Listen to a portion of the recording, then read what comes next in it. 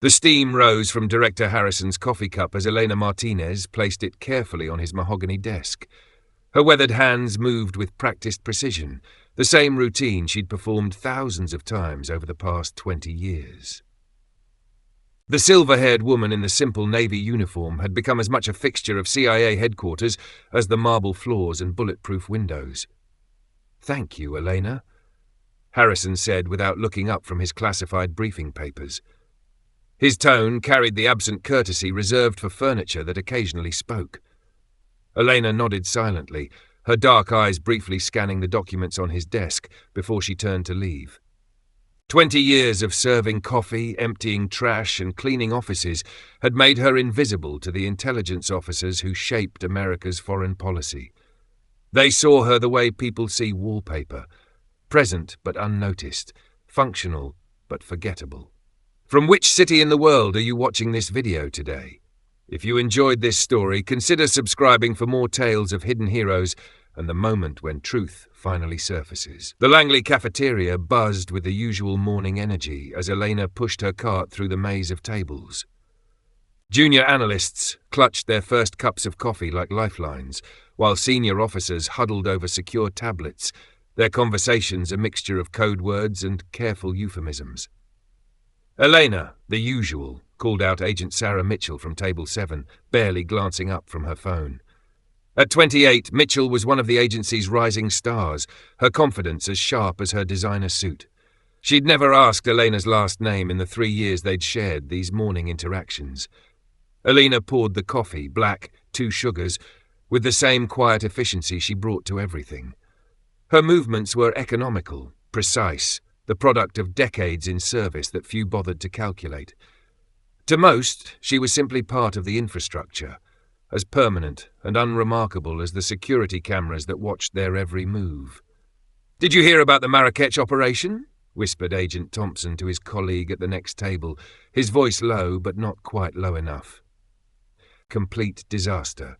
3 assets compromised, intelligence package lost. Elena's hand paused for just a fraction of a second as she refilled the cream dispenser.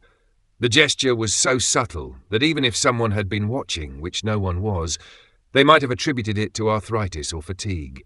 But her mind, sharp as any analyst's despite her unremarkable appearance, filed away the information with practiced ease. 20 years of invisible service had given Elena access to more classified conversations than most officers with top-secret clearance. People talked around her as if she were a piece of equipment, assuming that someone who emptied their waste baskets couldn't possibly understand the complexities of international espionage. They were wrong about that. They were wrong about almost everything concerning Elena Martinez. The morning routine continued with clockwork precision. Elena moved through the executive floors, serving coffee to deputy directors and section chiefs, each treating her with the polite indifference reserved for service staff. She listened to fragments of conversation about Syrian operations, Chinese intelligence activities, and Russian disinformation campaigns. All of it filtered through her consciousness like water through a sieve, retaining what mattered and discarding what didn't. In Director Harrison's outer office, his secretary Karen barely acknowledged Elena's presence as she cleaned around the desk. Karen was too busy coordinating the director's schedule to notice that Elena took exactly 17 seconds longer than necessary to empty the wastebasket nearest Harrison's closed door. 17 seconds to memorize the classification markings on a document that had been carelessly left visible on Karen's desk. "The Moscow station is requesting additional resources," Karen was saying into her secure phone. Something about a time-sensitive asset extraction. Elena's expression didn't change as she moved to the next wastebasket. Her face remained a mask of polite disinterest, the same expression she'd worn for 20 years. But behind her eyes, calculations were being made, connections drawn, implications assessed with the skill of someone who understood the intelligence game far better than anyone suspected. The elevator carried her to the basement levels where she restocked supplies and prepared for the afternoon rounds. These lower floors housed the agency's most sensitive operations centers, areas where even her security clearance required escort. But 20 years of reliable service had earned Elena a level of trust that made escorts seem unnecessary. She moved through restricted areas with the casual freedom of someone who had become part of the institutional memory. It was here, in the depths of Langley, that Elena allowed herself a moment of genuine expression. Alone in the supply room, surrounded by industrial cleaning equipment and boxes of coffee filters, she permitted a slight smile to cross her weathered features. The irony wasn't lost on her, the most watched building in America, and yet she remained completely unseen. Her secure phone, hidden beneath cleaning supplies in a locked cabinet, showed 3 missed calls, all from numbers that didn't officially exist. Elena glanced at her watch and decided the calls could wait another hour. Maintaining her cover meant maintaining her routine, even when the world might be falling apart somewhere beyond these walls. The afternoon brought new faces to the cafeteria, officers returning from overseas assignments with stories they couldn't tell and stress they couldn't fully hide. Elena served their coffee and listened to their carefully coded debriefs, each conversation adding another piece to puzzles that most of them didn't even know they were solving. Agent Rodriguez, recently returned from Belgrade, was explaining to his handler how their Serbian contact had gone dark 3 days ago. Elena refilled his cup and caught the tail end of his concern about a package that hadn't arrived at its destination. At another table, Dr. Sarah Chen from the analysis division was quietly panicking about satellite imagery that showed unexpected movement near a facility that was supposed to be abandoned. Her hands shook slightly as she explained how their entire assessment of the situation might be wrong. Elena processed each conversation with the detached interest of someone reading newspapers from 20 years ago. Current events, certainly, but not her immediate concern. Her role was different, her perspective broader, her patience measured in decades rather than news cycles. As evening approached and the day shift began filtering out of the building, Elena made her final rounds through the executive offices. The classified documents were secured, the computers locked, the conversations reduced to whispers that carried through thin walls and poorly sealed doors. It was in Director Harrison's office that everything changed. Elena entered with her usual quiet efficiency, moving to empty the wastebasket beside his desk. Harrison was on a secure call, his back turned to the room as he stared out at the darkening Virginia landscape. "The asset is confirmed dead," he was saying, his voice heavy with implications that Elena understood better than most. 20 years of work burned. The entire network is compromised. Elena's hand stilled on the wastebasket handle, not from surprise. She'd been expecting this call for months, but from the calculation of what needed to happen next. "How many do we think they got?" Harrison continued into the phone. "All of them. Jesus Christ! And no way to warn the others." Elena straightened slowly, her movement finally catching Harrison's attention in his peripheral vision. He turned, phone still pressed to his ear, and for the first time in 20 years he really looked at her. Something in her posture had changed. The deferential angle of her shoulders had shifted to something more commanding. Her eyes, usually downcast and unobtrusive, met his directly with an intensity that made him unconsciously straighten in his chair. "I'll call you back," Harrison said into the phone, his voice uncertain. He hung up slowly, never breaking eye contact with the woman who had served his coffee for 2 decades. Elena reached into her uniform pocket and withdrew something that made Harrison's breath catch in his throat. A small device, sleek and unmarked, that she placed carefully on his desk. When she spoke, her voice carried an authority that seemed to come from someone else entirely. "Nightingale," she said simply. The single word hit Harrison like a physical blow.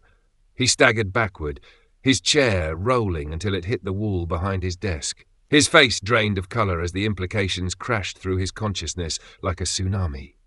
Nightingale, the legendary architect of deep cover operations, the ghost who had been running the agency's most sensitive assets for over 2 decades. The phantom whose existence was known only to a handful of people at the highest levels of government. Nightingale, who was supposed to be a myth. "You're..." Harrison began, then stopped, his voice failing him. Elena, who was and wasn't Elena, moved to the office door and engaged the electronic lock with a key card that definitely wasn't issued to cafeteria staff. When she turned back to face him, the transformation was complete. The invisible service worker had vanished, replaced by someone who radiated quiet authority. The Marrakech operation failed because someone leaked the timeline, she said, her accent subtly different now, educated rather than working class. The Serbian network was burned because our communications were compromised. The satellite anomalies in Belarus aren't anomalies, they're preparations. Harrison sank into his chair, struggling to process the revelation. 20 years, he whispered. You've been here 20 years. Hiding in plain sight, she confirmed.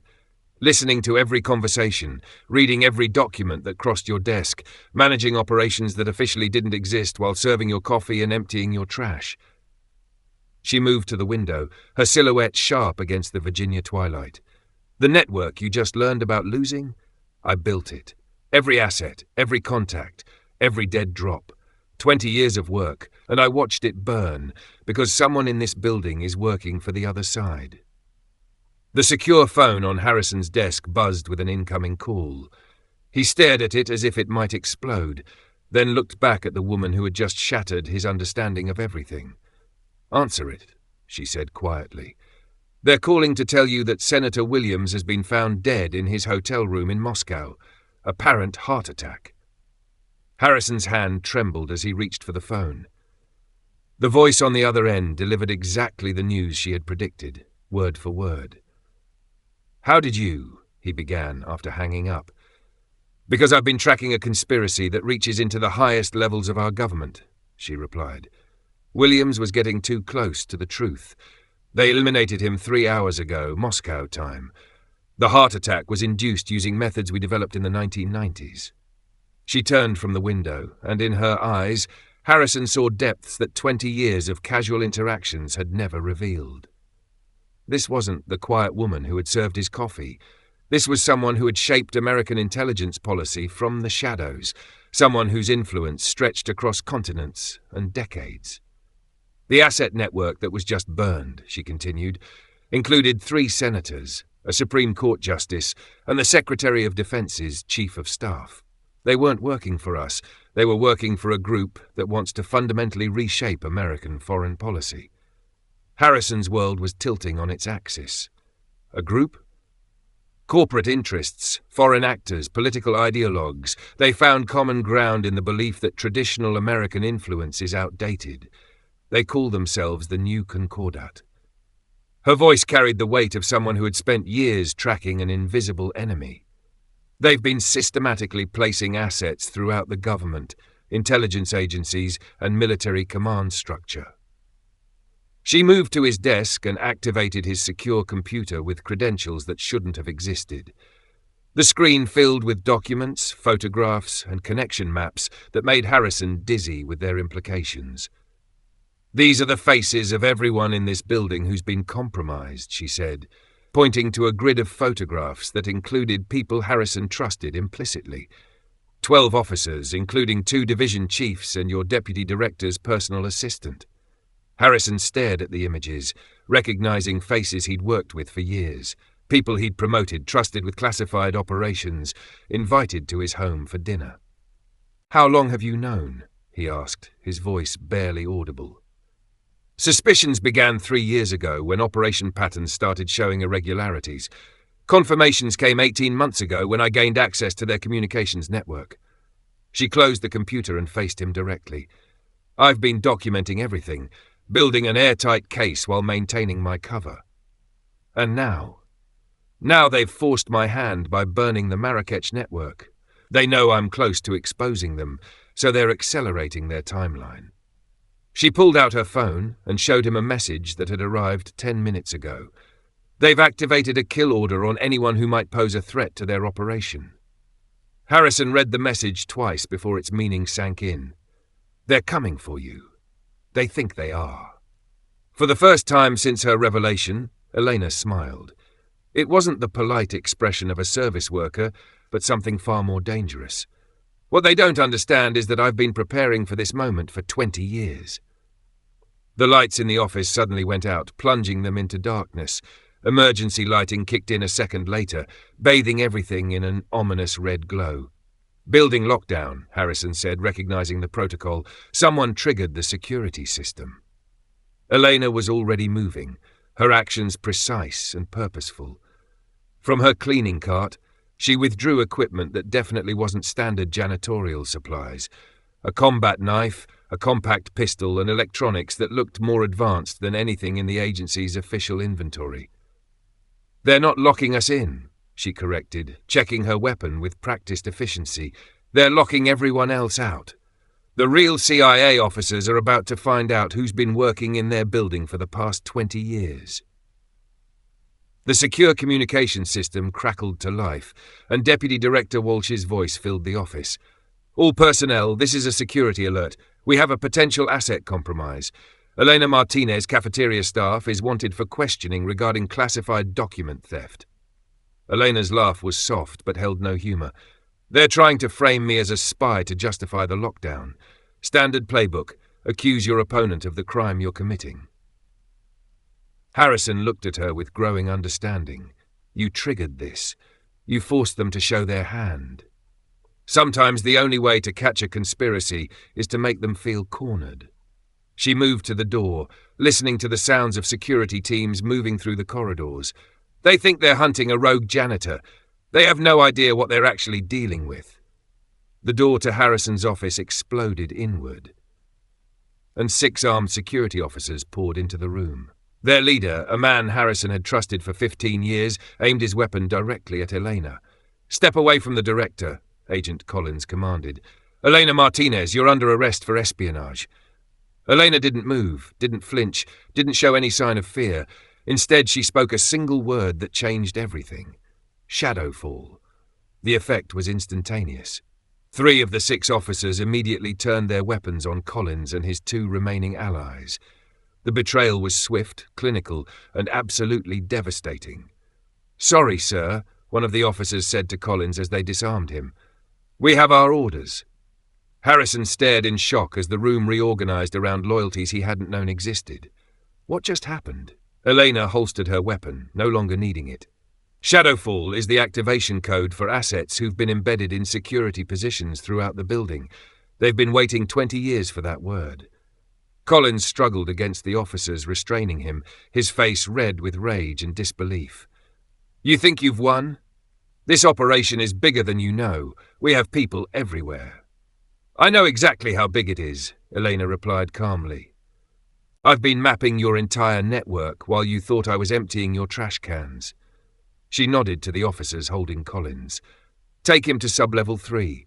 The others are waiting." As the compromised security team was led away, Harrison found himself alone with the woman who had just turned his understanding of reality inside out. "The others?" he asked. "Every member of the new Concordat in this building is being arrested simultaneously," she explained, checking her phone. "Assets I've been coordinating for years are executing operations in 12 countries. By morning, their entire network will be dismantled." Harrison sank into his chair, overwhelmed by the scope of what he was witnessing. 20 years, he repeated, struggling to process it all. "You've been running a counterintelligence operation for 20 years while serving coffee." Elena moved to his coffee machine and began preparing a fresh cup, her actions automatic after decades of practice. "The best place to hide is where no one thinks to look. Everyone in this building sees service staff every day and thinks about them not at all." She handed him the coffee, prepared exactly the way he preferred it. The familiar gesture in the midst of such extraordinary circumstances felt surreal. "How many others are there?" "People like you?" Harrison asked. "Enough," she replied. "Cleaners in the Pentagon, cafeteria workers in the White House, security guards in corporate headquarters. We're the invisible army that keeps America safe while everyone focuses on the obvious threats." Her secure phone buzzed with a message. She read it quickly, then smiled with genuine satisfaction. "It's done," she announced. "The new Concordat's leadership has been arrested in Geneva. Their financial network is frozen. Operations in Moscow, Beijing, and Tehran have been rolled up." She looked at Harrison with something approaching warmth. America is safe for another generation. Harrison set down his coffee cup, noticing that his hands had stopped shaking. What happens now? Do you disappear? Get a new identity? Elena considered the question, looking around the office where she'd worked for 2 decades. I'm getting too old for undercover work. Maybe it's time for an official position. Such as? I hear the deputy director position might be opening soon. Her smile was enigmatic. Someone with my background might be useful in that role. Harrison laughed, the sound surprising him. After everything that had happened, the idea of officially promoting the woman who had been serving his coffee seemed almost absurd. Almost. I think that can be arranged, he said, though I suspect it will be quite an adjustment, working with you openly instead of just... He gestured helplessly. Instead of ignoring me completely? Elena finished, her tone gentle but pointed. Don't worry, Director. I'm very good at adapting to new situations. As if to prove her point, she moved to his desk and began organizing the classified documents scattered across its surface, handling them with the casual expertise of someone who had been managing such materials for decades. By the way, she added conversationally, that coffee you've been drinking for 20 years? I've been adding a mild nootropic to enhance cognitive function. Consider it a job benefit. Harrison stared at her, then at his coffee cup, then back at her. You've been drugging me? Helping you, she corrected. Your performance reviews improved significantly after I started working here. The drug is completely harmless, just sharpens focus and improves memory retention. The revelation should have been disturbing, but somehow it fit perfectly with everything else he'd learned about Elena Martinez, or whoever she really was. Is that even your real name? He asked. Elena Martinez has been my name for 20 years, she replied. Before that, I was someone else. After tonight, I'll be someone new again. That's how this business works. She moved to the window, looking out at the Virginia night, where red and blue lights were flashing as federal agents made arrests throughout the campus. The amazing thing, she continued, is how completely invisible we become when we dress the part. A uniform and a service role make people look through you rather than at you. It's the perfect cover for long-term intelligence work. Harrison joined her at the window, watching the culmination of an operation that had been 2 decades in the making. How many people knew?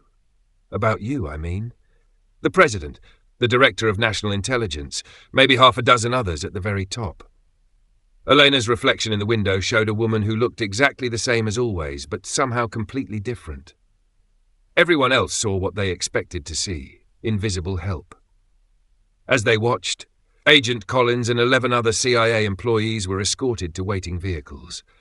People Harrison had worked with for years, trusted with classified operations, invited into his confidence. All of them corrupted by an enemy that had been operating from within. How did you resist? Harrison asked. 20 years of maintaining a cover that complete. It must have been extraordinarily difficult. Elena was quiet for a long moment. When she spoke, her voice carried the weight of decades of sacrifice. You learned to find purpose in the small things, she said, making sure your coffee was perfect every morning, keeping your office clean and organized, listening to your concerns about operations and knowing I could help, even if you never knew I was helping. She turned from the window, and Harrison saw something in her expression that he'd never noticed before.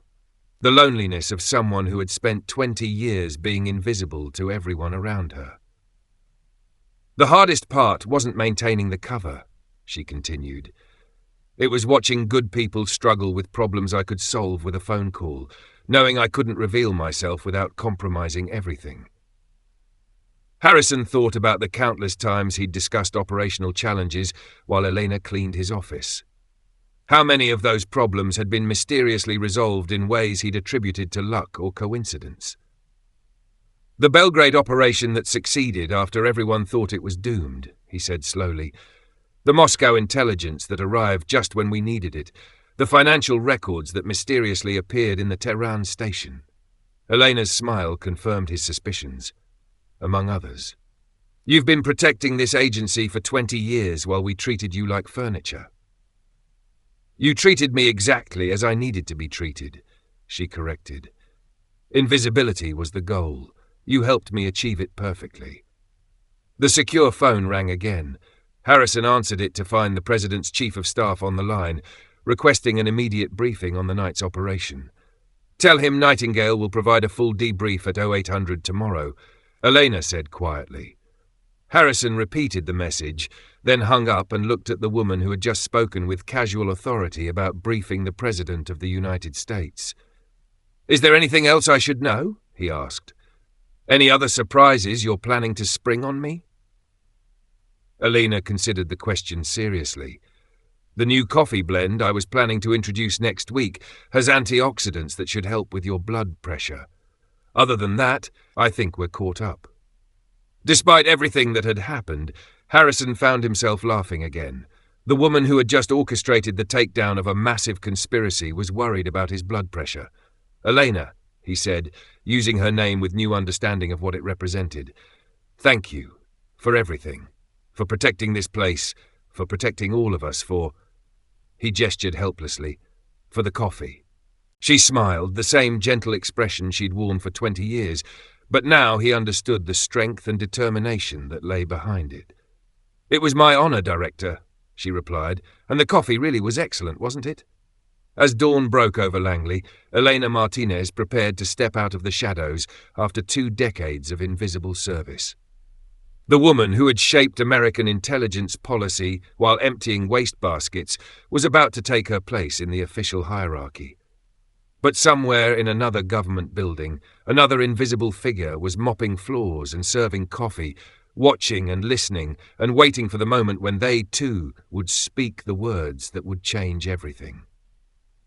The best guardians, Elena had learned long ago, were the ones no one thought to guard against.